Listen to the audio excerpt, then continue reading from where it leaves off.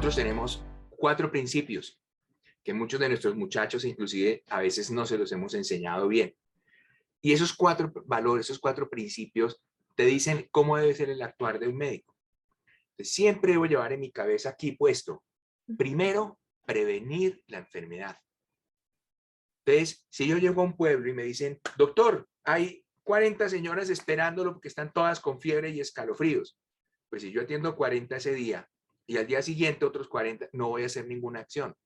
Pero si yo confío en la gente, le digo a mi enfermera jefe, por favor, todos los que tengan fiebre y escalofrío, vaya tomándoles una gotica gruesa, según tu criterio, organízalos, tal. Yo voy a ir a hablar con el alcalde, porque necesitamos fumigar, necesitamos secar los pozos donde puedan haber zancudos, porque esto parece una epidemia de paludismo.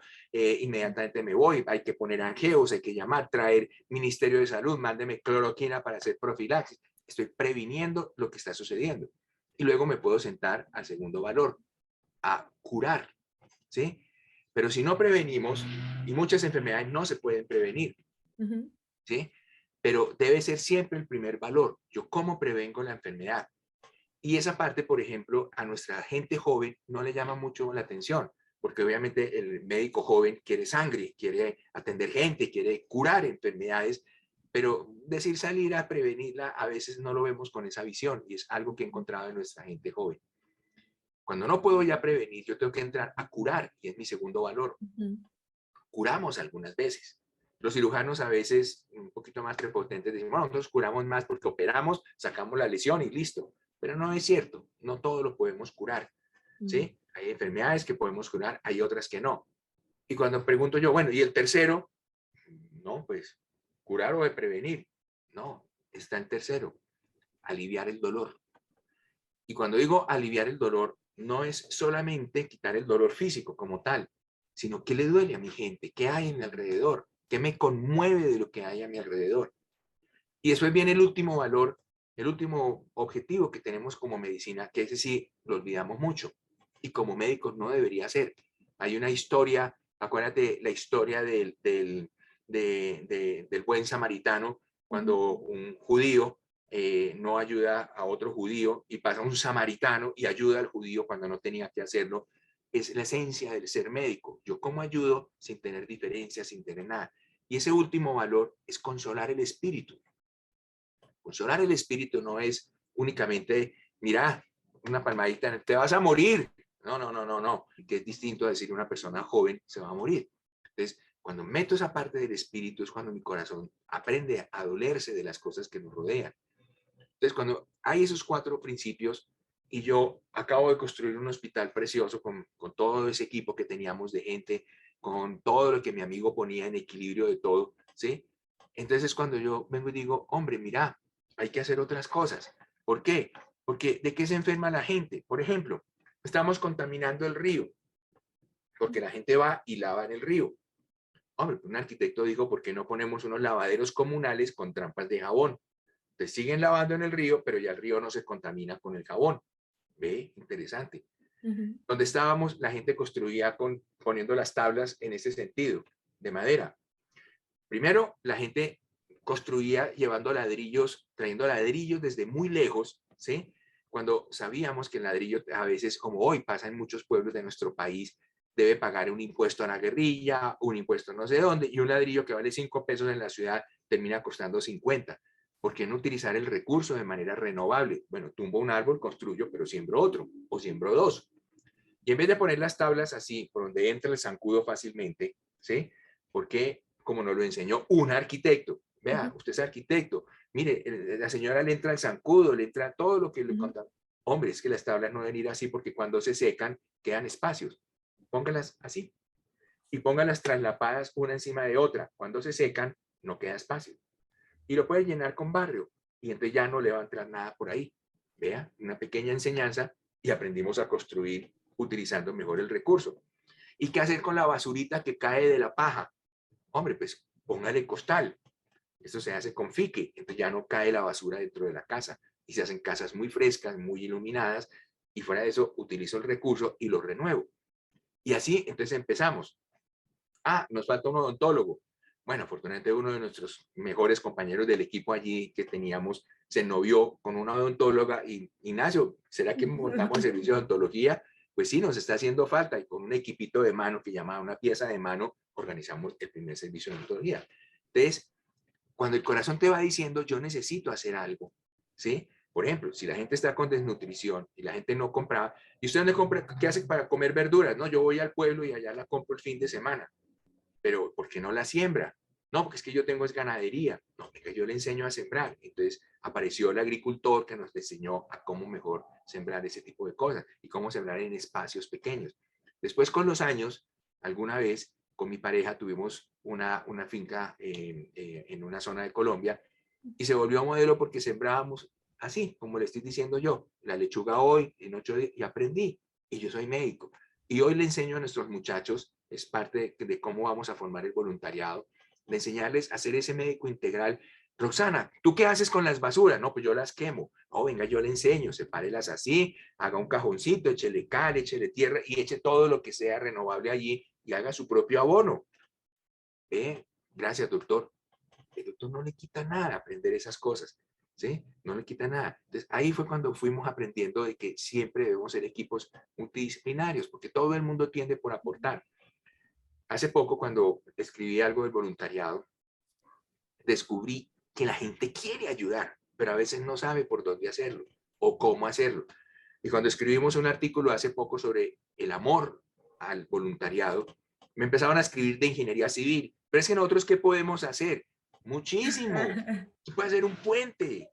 Y cuando me escribió el otro, no, pero es que yo soy abogado, pues imagínense que hay mucha gente que no sabe de esto. Exacto. Y hemos empezado y se me está creciendo el enano, ¿sí? Pero pues tengo que buscar el recurso para organizarlo, porque ¿cuál es mi sueño hoy? Hoy trabajo con seno en los pueblos que voy, pero cuando una vez nos metimos a buscar qué estábamos haciendo las universidades en el proceso de paz, encontramos que la mayoría lo que hemos aportado como universidades es todo el problema legal del reinsertado, el problema legal de cómo perdonar, que la amnistía, pero en las universidades no estamos haciendo nada, mi concepto. ¿Qué es hacer algo? Como estamos proponiendo. Vámonos a un sitio como Puerto Concordia en el Pichá, que me fascinó ese pueblo. Y lleguemos en nuestro avión Hércules, porque la Fuerza Aérea se ha vinculado con nosotros, pues llevemos en el avión Hércules, voy a llevar mi tropa de sonrisas de la universidad, que son niñas encargadas de hacer reír a la gente, vamos a llevar un psicólogo que sepa de desastres, vamos a llevar el grupo de desastres para que enseñe cómo manejar un desastre en el pueblo, llevemos los médicos, llevemos las enfermeras, llevemos también multidisciplinarios, de tal manera que en un futuro la gente diga, mire, este pedacito pertenece a la Universidad del Rosario, este es de la Universidad Militar, y empecemos las universidades a vincularnos con ese proceso, porque no lo estamos haciendo. Eso, el proceso de paz, mis estudiantes ven el proceso de paz como, eso es por allá, casi igual como se veía la guerra hace unos años. No, es que estamos en guerra. Ah, sí, eso es por allá en el monte que van. Pero el hijo de mi senador, el hijo de alguien, no iba por allá. Iban los soldados rasos a pelear. Entonces, ese despertar de la gente por un país que quiere estar en su proceso de paz es muy importante. Coger esas energías y canalizarlas. Y ahí nace toda esa emoción de que debe ser multidisciplinario y todos tenemos algo que podemos aportar. Doctor, de verdad es hermoso escucharlo y es hermoso saber que como yo intento también transmitir y observo también de todo lo que está a nuestro alrededor, sí creo que más allá de todos los problemas, de todo lo malo que está sucediendo hoy en el mundo, definitivamente creo que este tipo de cosas y experiencias como las que usted nos está compartiendo hoy son justo a las que se les tiene que dar más difusión, a las que se les tiene que dar mucho más apoyo y más visibilidad, porque definitivamente dentro de todo, en este equilibrio que usted habla, dentro de todo lo malo, también están pasando cosas muy interesantes y están habiendo impactos muy positivos en términos de estos valores, de este nuevo líder, esta nueva persona que de alguna forma está en todos nosotros. Y eso es lo que intentamos también con Estar Tú transmitir. O sea, esta comunidad la hacemos todos. O sea, una comunidad no se refiere, como muchos ahora también se pone de moda, como que todo se refiriera a comunidades como en un sentido comercial. Y la Sí, realidad es que cuando nosotros, por lo menos en Estar Tú, hablamos de comunidad, nos referimos a todo el ambiente, el entorno social. que puede ser desde una comunidad rural hasta tu colonia o tu fraccionamiento privado, o sea, da igual. Aquí ya no tiene que ver de qué clase, qué color, de qué nacionalidad, de quién eres o a qué te dedicas exactamente, ¿no? O sea, lo que dice usted, lo multidisciplinar. Aquí tiene que ver con un interés que ahora también se ha puesto como muy en boga esta palabra de lo común, del sentido común, pero también como que se le dan otras connotaciones más como políticas y la realidad es que lo común tiene que ver con el interés de todos los seres humanos, de todas las personas. Estos sentimientos nobles que de alguna forma como que socialmente hemos ido perdiendo y usted no lo está comprobando con su propia experiencia de vida en la parte de salud. Contándonos esto, y lo acaba de relatar de una manera hermosa diciendo esto de los principios y los valores.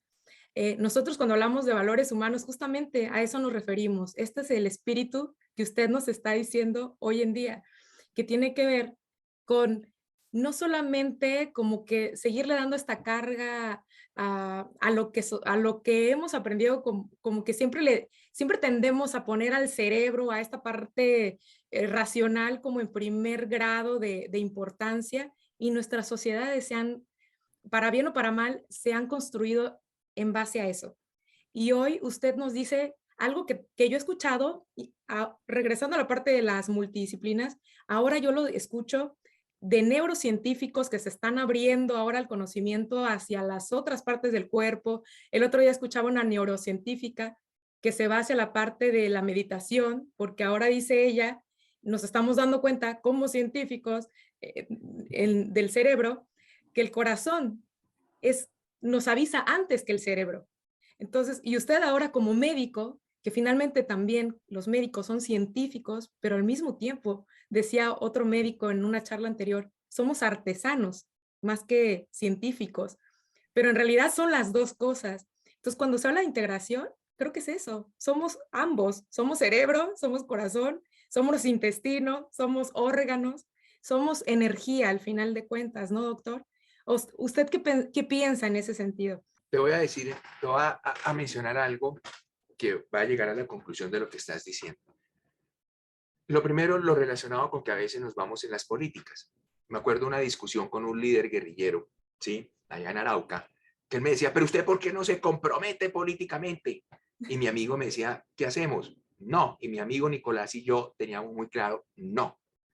Y yo, mi familia es de origen griego, entonces yo le decía al guerrillero, al líder, vea, capitalistas y comunistas venimos peleando hace miles de años. No, esto no es cierto. Le dije, mire, le voy a poner un ejemplo nomás. ¿Sí? Si usted mira las historias de las guerras de los griegos, la primera vez que se enfrentaron los dos sistemas, digámoslo así, los espartanos, podríamos hablar que eran medio comunistas, su sistema militar, su sistema de que los niños entraban a ser soldados desde temprano, no hicieron grandes construcciones, eran esa izquierda de la época.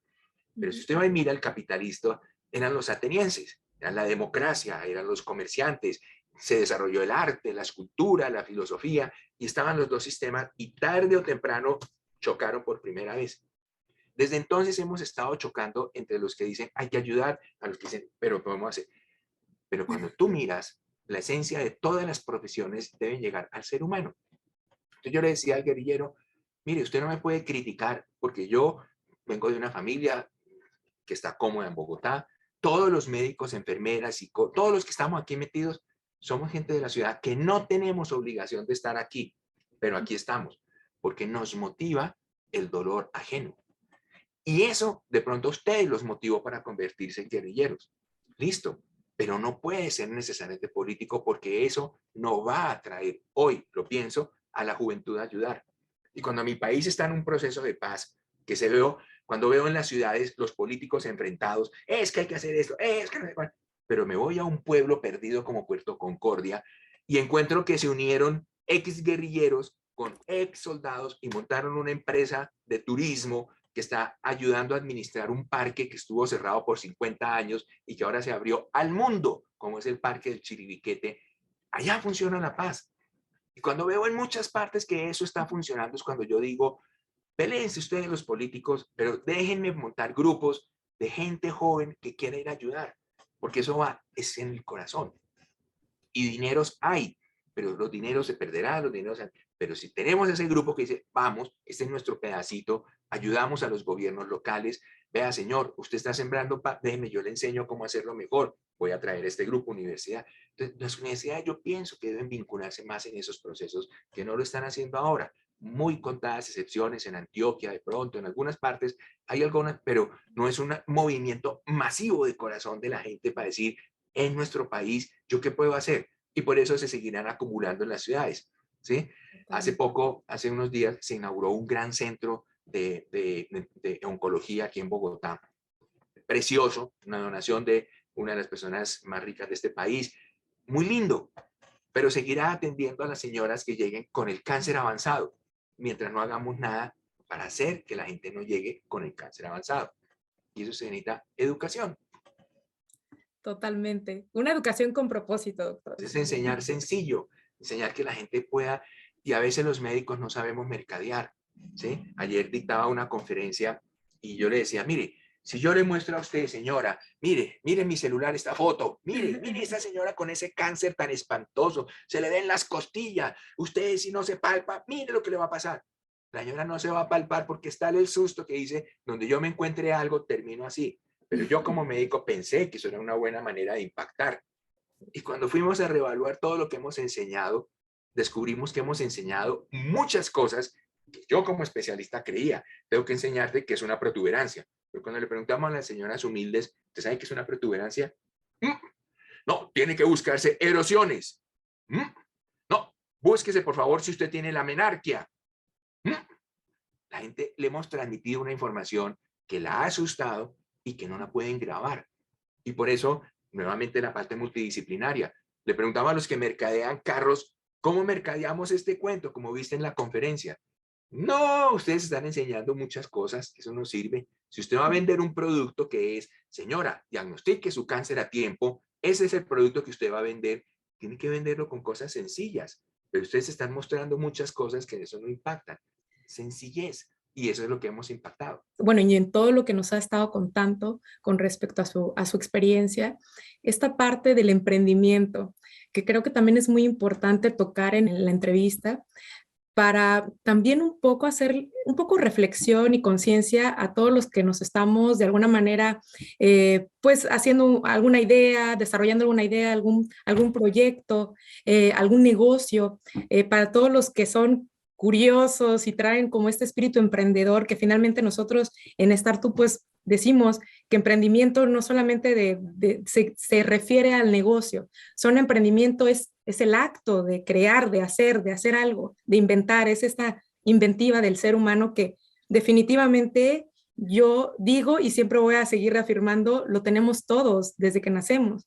La cuestión es que ya de alguna forma nos lo van más bien, nos van quitando esta motivación por muchos factores que no vamos a entrar en detalle, pero a lo que quiero llegar, doctor, y que para que usted también me ayude en este sentido, con este tema, cuando usted habla de que empezaron ustedes a encontrar, cuando unieron a estos grupos multidisciplinares, empezaron a encontrar en estos problemas, como decimos, soluciones, realmente haciéndolo. O sea, no tuvieron que contratar al experto de un tema o de una metodología o de un sistema o de una inteligencia artificial o qué sé yo, que no lo demerito porque cada uno de ellos han desarrollado también habilidad en lo que hacen, pero a lo que voy es que ¿qué está pasando con la sociedad? Que hay gente tan brillante, tan talentosa en tantas áreas, pero ¿por qué en lugar de enfocar todas estas inteligencias, todo este talento en más fama, más dinero, más cosas que no nos están llevando a ningún lado como especie, porque ya ni siquiera decimos que como sociedad, como personas, como especie humana? Y entonces me pregunto, ¿por qué no entonces el emprendimiento lo empezamos a llevar a donde de verdad importa, como decimos, donde de verdad se necesita resolver problemas? Usted nos acaba de decir qué problemas son los que le motivaron, cómo llegó a este propósito de vida, a esta misión con las mujeres, con el cáncer de seno, con la prevención, con la detección, con la cura. ¿Cómo es que llegó a este punto de decir, de descubrir, es aquí donde voy a poner toda mi energía y voy a hacer que este dinero, este marketing a lo mejor funcione para lo que de verdad importa, es dar vida. Al final usted está contribuyendo a un impacto dando vida. Y entonces mi pregunta es, doctor, regresando al principio de lo que usted hablaba de las nuevas generaciones, ¿por qué todo mundo quiere un cambio, pero nadie está dispuesto a hacer el trabajo difícil, el que lleva tiempo, el de largo plazo, este que de verdad conlleva compromiso, valores, coraje y sacrificios? Y sacrificios, cuando digo sacrificios me refiero más a un sentido de tal vez no tengo fama, tal vez no tengo fortuna, no me voy a volver millonario, pero mi corazón se va a quedar llenito de felicidad, como usted dice, viendo estos cambios en estas comunidades, estos impactos reales en el ambiente, ¿no? Cuando se habla de sostenibilidad. Algo muy importante en la sociedad de hoy se llama humildad. Cuando yo voy y miro, a veces hemos visto, por ejemplo, vamos a un hospital y le voy a poner un ejemplo. Hay que humanizar el servicio de cirugía. Aquí no se hablan los unos con los otros, maltratan los pacientes. ¿Qué vamos a hacer con el servicio? Entonces, no, se pegan los cartelitos. Estamos humanizando, hablemos todos bien, es una salida. Otra, no, que hagamos este sábado un asado en una finca para que vayamos enfermeras y médicos y ese día nos hablamos y seguramente nos emborrachamos y seguramente ese día hablamos muy lindo y al día siguiente estamos otra vez en lo mismo. Entonces yo le pongo un ejemplo. El jefe de cirugía, con todas sus medallas aquí, sus títulos y todo eso, va pasando revista por el servicio y lleva detrás los residentes, los internos, los estudiantes, 15 personas detrás, y si él levanta la mano y dice, alto, todos paran. Adelante, todos avanzan. Silencio, todos se callan. Ahí va llevando. Hasta ahí no hay nada. ¿Cómo humanizo yo? Entonces, de pronto el jefe ve que hay 2 enfermeras que están bañando a una señora gordita, que tiene una diabetes, que tiene unas úlceras en la espalda y están como medio encartadas por el peso de la señora, etcétera. Y el especialista, el jefe máximo, dice, muchachos, sigan pasando revista. Y él simplemente se arremanga, entra, vengo a ayudarles, niñas, présteme un par de guantes, yo volteo, ay, doctor, van a decir ellas con seguridad, no, no se preocupe, no, porque ellas asumen que ese es su trabajo, pero ese súper especialista ayuda a voltear a la señora y ellas hacen su trabajo. Gracias, doctor, tranquilas, niñas, con mucho gusto, y vuelve y se reintegra, se baja las mangas y no dice nada. Lideró con el ejemplo. Al día siguiente va a aparecer alguien que dice, doctor, ¿puedo ayudar yo? Claro, ese liderar con el ejemplo. Todos los programas, yo he visto especializaciones en humanización, programa de humanización, se reduce a algo, ¿sí? Simplemente, y no es frase mía, es quitarse el ego para hablar de nosotros. Y ese quitarse el ego es cuando ese súper especialista, con su ejemplo, le digo a todos qué deben hacer. Y ese día el ambiente cambiará, porque los médicos que iban en la revista médica van a ver que las auxiliares de enfermería son gente valiosísima, hacen el trabajo que yo no hago. ¿Cuántos médicos son capaces de ir a limpiarle el popó a un paciente o de bañarle la espalda? Muchos no les va a gustar porque dicen, no, eso es de las enfermeras. Ah, entonces las enfermeras son muy valiosas. Ahí arranco yo. ¿Y cómo voy a tratar yo al paciente? Pues si ya empieza esa energía, donde ya todos somos sencillos, donde no importa los títulos que yo tengo, yo Todos estoy somos, el paciente, no que es por todos mis somos títulos. iguales, ¿no? Ya todos somos Exacto. iguales, ¿no? No hay como quién es mejor o peor. Y a veces Todos nos pasa tienen que tenemos esas diferencias. Y estoy hablando en medicina, pero eso lo ves en todas partes. en Me todo. acuerdo que alguna vez queríamos, entre comillas, me molestaba mucho, me decía, es que usted parece conquistando pueblos. Yo decía, ese pueblo que se llamaba El Gusanero era un sitio muy difícil, muy violento. Pero alguien atendimos de allá y nos pidió que fuéramos. Y cuando fuimos, eso parecía a esos pueblos del oeste que cierran las puertas porque llegó alguien extraño. ¿Cómo no lo ganamos? Y entonces me acuerdo que nos reunimos todos y les dije, necesito una voluntaria enfermera que vaya a ese pueblo a no hacer nada. Ese pueblo lo conocimos porque los fines de semana venían las prostitutas a nuestro hospital a hacerse sus exámenes de venerias y se hicieron amigas de la bacterióloga. Eso era un paseo, se llegaban con los carros llenos de bulla, eso era una parranda, llegaban, se hacían... Y nos hicimos amigos de las prostitutas de ese pueblo. La negra se llamaba la jefe del grupo. Y cuando dijimos, queremos montar algo allá, había que ser humildes, tenemos que bajarnos de nuestro cucurubito. Y esta enfermera le dije, mire, allá no tiene que trabajar. Si alguien se cae y le pide mi ayuda con la curación, hágale. Si no, solamente presencia. Y el único sitio donde nos aceptaron tener una enfermera fue en el prostíbulo. Allá en ese sitio le abrieron una habitación a la enfermera. Y ella lo único que hacía era recorrer el pueblo, pues a los 2 meses esta niña, Patricia Osorio, me acuerdo que se llamaba, y era además estudiante, ni siquiera era médica, enfermera graduada todavía, era una estudiante. Pues a los 2 meses nos pidieron que les construyéramos el puesto de salud. No lo hizo el médico, lo hizo una humilde enfermera, fue y se ganó ese pueblo. La guerrilla le dijo, véngase con nosotros. No, yo pertenezco al hospital de allá. Y no se fue. Y terminamos montando un puesto de salud y allá íbamos los sábados, lo atendíamos. Todo. Simplemente era el liderazgo, era esa sencillez que se ha perdido en eso, ¿sí? Y esa sencillez de obligarnos siempre a tener la mente abierta, ¿sí? Mire, lo que nos pasa, por ejemplo, con Seno. Seno tiene protocolos para todo. Si el cáncer lo tienes aquí, haga esto. Pero si lo tienes aquí, haga esto. Pero si está hay protocolos para todo. Pero la pandemia nos obligó a salirnos de esos protocolos. Recuerdo que con nuestro equipo médico empezamos a salir en la pandemia cuando ya supimos cómo se transmitía el virus, porque al principio todos estábamos igual, entrábamos a cirugía con uniformes sellados como si estuviéramos en una guerra biológica. Pero ya cuando aprendimos que el tapabocas, que el lavado de mano y todo, ¿quiénes van a los pueblos? Me sobraron voluntarios y nos fuimos a los pueblos, nuestras mascarillas, todas las cosas, y nos fuimos a los pueblos. Y en esos pueblos empezamos a descubrir esas señoras, igual que pasó en Europa, que no querían ir por sus enfermedades porque sabían que podían contaminarse por el COVID. Pero había otras que iban, pero no iban a encontrar ni biopsias, ni mastólogos, ni radiología, ni mamografía, nada, porque todo estaba paralizado. Y cuando encontramos señoras con cánceres avanzados, pues yo podría simplemente hacer lo que se hacía. Señora, aquí está la orden de la biopsia. Y doctor, ¿cuándo me la hacen? ¿Mm? Doctor, ¿dónde me la hacen? ¿Mm? No podíamos quedarnos simplemente allí. Entonces leí que alguien en Europa estaba dándole tamoxifeno a esos pacientes, porque presumíamos que tenían receptores de estrógeno, que es una manera de, hay cánceres que reaccionan al estrógeno y si yo lo volteo, pues el cáncer se reduce. De hecho, cuando se termina el tratamiento y la señora tiene esos receptores, se lo damos por 5 años. Pues empezamos a darle tamoxifeno a esas señoras y los tumores redujeron. Por lo menos se perdieron esas imágenes que teníamos visuales de cánceres ulcerados y cuando llegaron a sus biopsias estaban en mucho mejores condiciones que cuando las encontramos al principio 1 o 2 años atrás.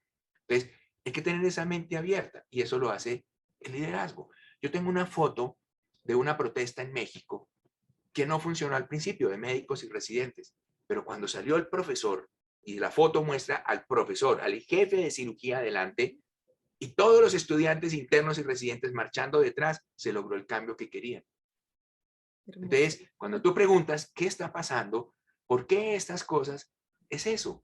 El liderazgo no está abierto, el liderazgo no... Miren, hace poco mi hijo me dijo, papá, de pronto me voy para Varsovia, porque él quiere estudiar allá nuevamente, ¿sí? Obviamente, pues es una ciudad, un país que puede estar en una guerra, que no sabemos qué va a pasar, etcétera, etcétera. Pero recordé una frase que mi papá a su vez me dijo cuando me fui para Arauca. Me dijo, mire, Ignacio, yo sé que en Arauca a usted lo pueden matar. Imagínese, era del hospital, era de la universidad militar y estaba en medio de la guerrilla. Estaba en un sitio muy tenaz con unos títulos que no me servían allá. Afortunadamente, siempre me respetaron, pero eso es otra historia. La cuestión es que había un riesgo muy alto. Siempre lo hubo. Y él me dijo, mire, Ignacio, aquí en esta ciudad a uno lo matan por robarle cualquier cosa. Lo puede matar pasando a una calle.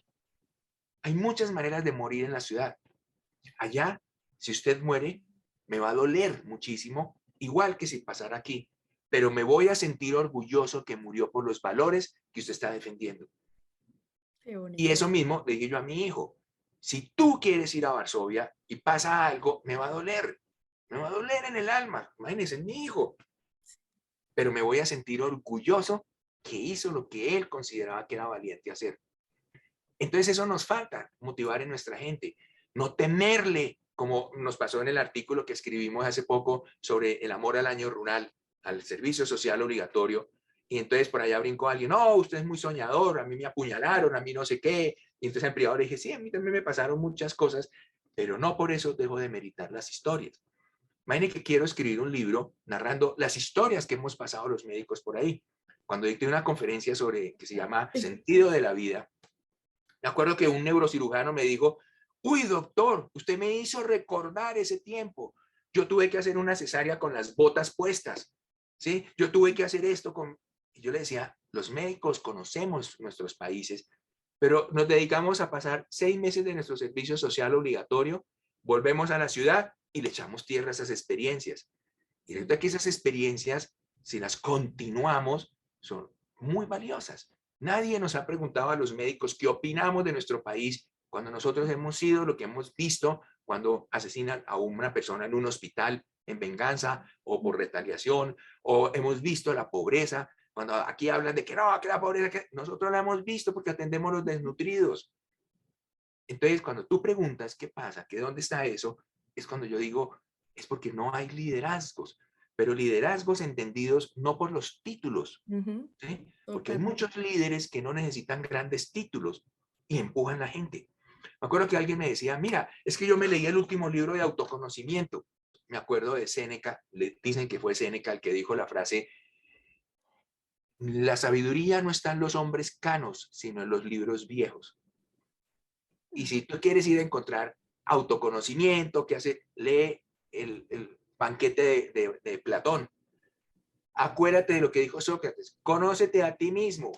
Yo creo que además de leer estos autores, de entender conceptualmente estos temas de autoconocimiento, voy a regresar a lo que usted mismo, la lección que usted mismo nos acaba de compartir. No hay otra forma de hacerlo que no probándolo en uno.